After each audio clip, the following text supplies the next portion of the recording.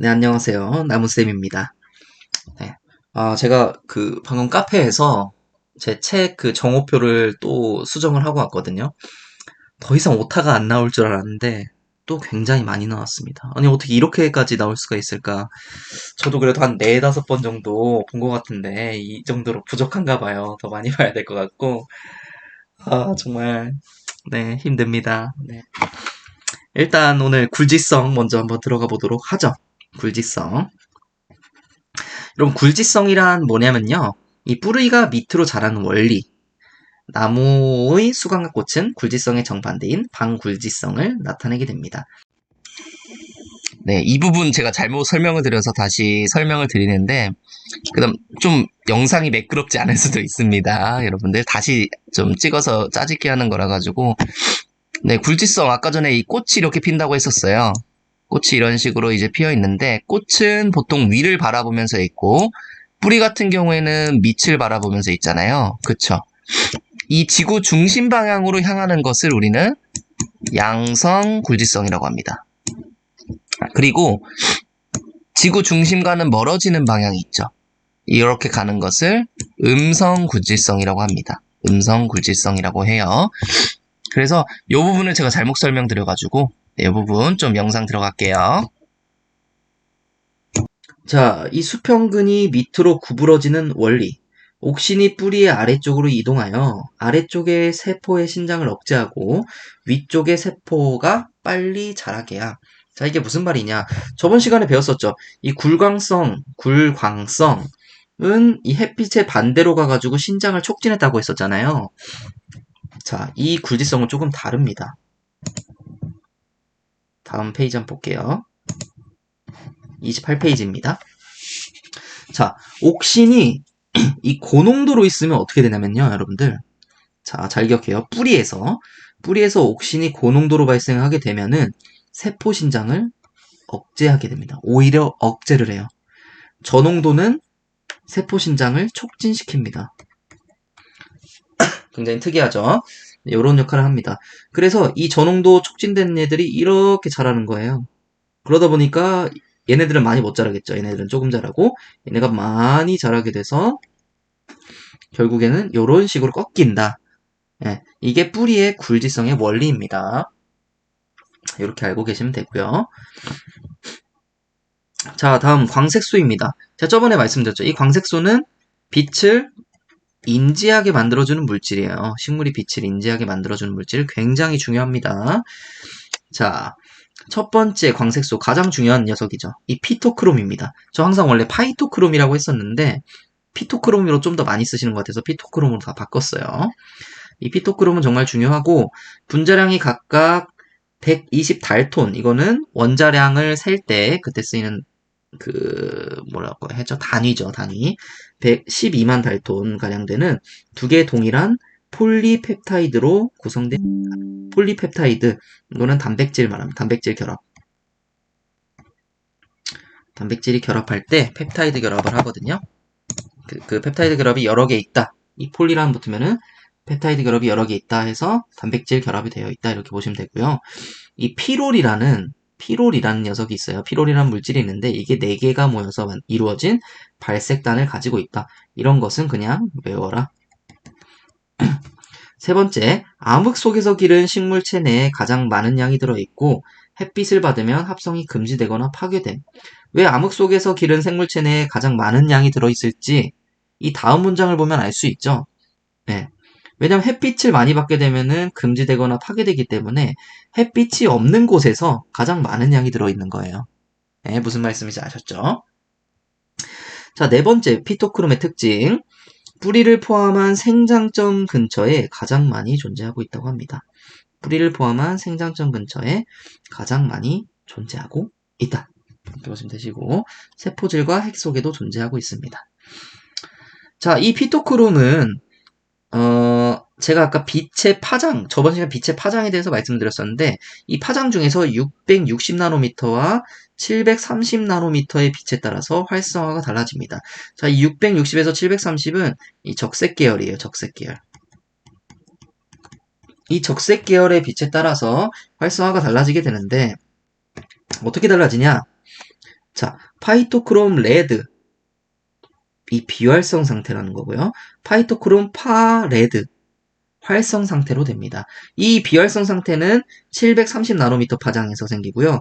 활성 형태는 660 파장에서 생겨나게 됩니다. 이 630나노미터의 파장을 받게 되면 비활성화가 된다고 했는데 이때는 대부분이 이 비활성 형태로 존재하고요. 90%가 이 상태로 존재하고 이제 나머지만 파레드 이런 식으로 존재한다는 거죠. 파이토크롬 파레드는 이 660나노미터의 파장을 받았을 때 이렇게 형성이 되고요. 대부분이 이 파이토크롬 파레드로 존재하고요. 전체 80%가 파이토크롬 파레드로 존재한다. 이 파이토크롬 레드보다는 조금 더 양이 적죠. 네, 적죠. 자, 피토크롬 활성 상태가 되면 광주기 형상, 종자유면, 광 형태 변화 등을 지배하게 된다. 즉 뭐냐면요, 여러분 이게 스위치라고 보시면 돼요. 스위치. 730나노미터의 파장을 받고 있던 얘는 스위치가 꺼진 거고요. 스위치가 꺼져 있다가 이 660나노미터 파장을 받게 되면은 어느 순간 스위치가 켜지게 됩니다. 이 스위치는 생리적 스위치여서 생리적인 활성을 나타나게 되는 거예요. 즉 이제 건전지가 막 돌아가는 거죠. 건전지가 막 돌아가서 식물이 광주 경상 나타낼 수 있고 종자 휴명도 할 수 있고 이제 광 형태에 따라서 여러 생리적 변화도 나타낼 수 있다. 이렇게 보시면 되시고요. 다음 식물은 이 PFR과 PR의 상대적인 비례로서 밤의 길이를 측정하게 됩니다. 왜 그러냐면은 밤에는 이쪽이고 낮에는 이쪽이기 때문이에요. 네. 그래서 이 파장이 길다 하면 밤도 길어지고 이 파장이 길어진다 하면은 낮이 길어져서 이게 식물이 계절을 측정하는 그런 수단이 될 수도 있습니다. 암흑 상태가 되면 PFR은 PR로 천천히 환원이 됩니다. 자, 낮이었다가 밤이 되는 거죠. 낮이었다가 밤이 되면은 이 PFR이 점점 사라지고 이 PR 형태로 천천히 환원이 된다. 이렇게 보시면 됩니다. 이게 뭐라고요? 이 파이토크롬, 피토크롬. 가장 중요하고요. 광색소 중에서. 자, 다음 포토트로핀입니다. 포토트로핀. 자, 아까 뭐라고 했었죠? 그쵸. 이 굴광성을 유도한다고 했었죠. 근데 굴광성 말고 이 굴지성, 뿌리가 밑으로 내려가는 거, 요거까지도 유도한다. 유도하는 색소고요. 자, 청색광, 그리고 자외선, UVA, 아까 UVC, BA 이런 식으로 있었죠. 죄송합니다. 반대였던 것 같은데. 그쵸, A, B, C. 요즘 정신이 많이 없네요. 네. 자, UV, A, B, C 이런 식으로 되어 있었고 얘네를 우리는 자외선이라고 불렀고요. 그리고 여기에서 여기까지 가시광선이 있었고요. 그리고 가시광선 밖으로 뭐 있었죠? 적외선이 있었고요. 이런 식으로 되어 있었잖아요. 네, 이 UVA와 청색광도 이 가시광선에서 이 끝부분에 있거든요. 네, 이 부분의 빛을 흡수하는 플라보 프로테인의 일종입니다. 네. 자, 세 번째, 크리토크롬과 함께 식물이 햇빛에 반응을 보이면서 생장의 변화를 가져오는 역할을 한다. 그래서 이 청색광과 이 자외선 UVA 요쪽 파장의 빛을 받게 되면은 이 광색소가 생리적 활성화를 띠게 되고 그 생리적 활성화는 무슨 역할을 하느냐? 잎을 확장한다든지 어린 식물의 생장을 조절한다든지 이 줄기 생장을 유도한다든지 이런 생리적인 역할을 할 수 있다. 이 포토트로핀이 그렇게 보는 거고요. 자, 다음 세 번째 크리토크롬입니다. 크리토크롬은 이 굴광성에 관여하는 색소고요. 얘도 320에서 450나노미터입니다. 거의 얘랑 비슷하죠? 네. 거의 이 포토트로핀과 비슷하다고 보시면 됩니다. 이 파장을 흡수해서 광색소의 역할, 인지를 하게 되는 거고 그때 어떤 생리적 활성화를 유도하게 되는 겁니다. 자, 세 번째, 피토크롬과 함께 작용하여 햇빛에 의한 식물의 반응이 일어난다. 피토크롬과 함께 작용하죠. 자, 이 고강도 반응이라고 해서 HIR이라는 것도 있습니다. 그래서 이 고강도 반응, 당연히 높은 빛의 세기에서 요 고강도 반응이 일어나겠죠. 고강도 반응 때는 굉장히 강력한 반응들이 일어나는데 이 종자를 발활시킨다든지 줄기의 생장을 억제시킨다든지 잎의 신장을 생장한다든지 색소 합성에 관여를 하고 있고요. 이 적색광, 왕적색광에 의해 상호 환원이 되지가 않습니다.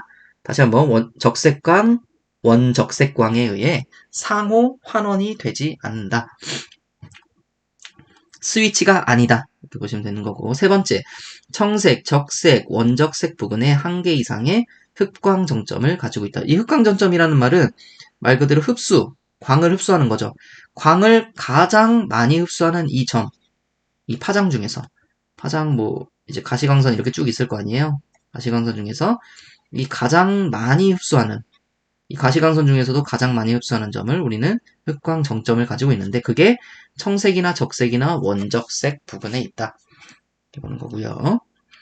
다음 엽록소입니다. 엽록소도 색소예요. 엽록소도 색소고 우리가 가장 잘 아는 색소인 거죠. 어떻게 보면. 왜 그러냐면 얘는 광합성 과정에서 가장 핵심적인 역할을 하는 색소입니다. 그래서 엽록소가 무슨 색깔이죠? 엽록소가 초록색이죠. 엽록소가 초록색인 이유가 뭘까요? 초록색을 제외한 모든 빛을 흡수하기 때문에 그래요. 그러니까 초록색을 흡수 못하는 얘가 바로 이 엽록소라는 거예요. 네. 이 엽록체 안에 들어있는 색소고요. 지구상에서 가장 흔한 색소 중 하나입니다. 대부분 엽육세포 안에 들어있으나 잎에 들어있죠. 어린 가지의 수피와 어린 과일을 들어있다. 즉 무슨 말이냐면은 어린 가지의 수피랑 어린 과일도 뭐를 할 수 있다? 광합성을 할 수 있다. 자, 네 번째. 피롤이 4개 모여서 고리를 만들고 아까 피롤 어디서 나왔었죠? 그렇죠. 피토크롬에서 나왔었죠. 피토크롬. 피토크롬에서 이 4개가 모인 뭘 가지고 있다고 했어요? 발색단을 가지고 있다고 했었죠. 이런 식으로 연관시켜서 외우시는 거 중요하고 자, 네 번째 피롤 분자에 긴 꼬리 모양의 이렇게 피롤이 4개가 있는데 마지막에 여기 꼬리에 이 파이톨이 붙어 있다는 얘기예요. 파이톨이 부착되어 있으며 마그네슘이 중심 원소이다. 이 엽록소를 확대하고 이 원자 단위까지 확대하게 되면 어떤 식으로 되냐면은 가운데 마그네슘이 있고요. 그 다음에 이런 식으로 질소를 가지고 있어요. 이게 엽록소는 이렇게 생겼습니다. 중심 원소 뭐라고요? 이 마그네슘입니다. 그래서 이 마그네슘이 부족하게 되면은 결핍하게 되면 무슨 일이 벌어지게 되냐면은 잎이 황화 현상을 일으키게 됩니다. 황화 현상. 왜? 마그네슘이 없으니까 엽록소를 생산할 수 없죠. 엽록소는 초록색을 띠고 있잖아요. 초록색. 이 초록색을 띌 수가 없으니까 이 황화 현상이 발생이 되는 겁니다. 이 엽록소는 비극성 화합물이기 때문에 물에는 잘 녹지 않으며 제가 이제 나중에 말씀을 드릴 텐데 이 비극성과 극성이란 단어가 있어요. 비극성과 극성이란 단어가 있는데 대표적으로 극성을 띠는 물질이 뭐가 있냐면은 물, 비극성인 물질이 뭐가 있냐면은 이제 기름 이런 애들이 있어요. 이 극성이 뭐냐면은 플러스와 마이너스가 같이 가지고 있다는 뜻이거든요. 제가 요거에 대해서 나중에 좀 더 자세히 설명을 드릴 텐데 어쨌든 이 극성을 가지고 있는 게 이 물이고 극성을 가지고 있는 물질은 극성을 가지고 있는 물질들과 잘 섞여요. 아주 잘 섞입니다. 극성을 가지고 있는 물질과 비극성을 가진 물질은 잘 섞이지 않습니다. 물과 기름이잖아요. 잘 섞이지 않는다는 거예요. 에테르에 잘 녹는 지질화한 물이다. 이 기름, 즉 지질 이런 얘들은 이 에테르 요런 데 잘 녹거든요. 그래서 이렇게 되는 거고 벌써 와 이거 시간 정말 빠르게 가네요. 벌써 13분이 됐습니다.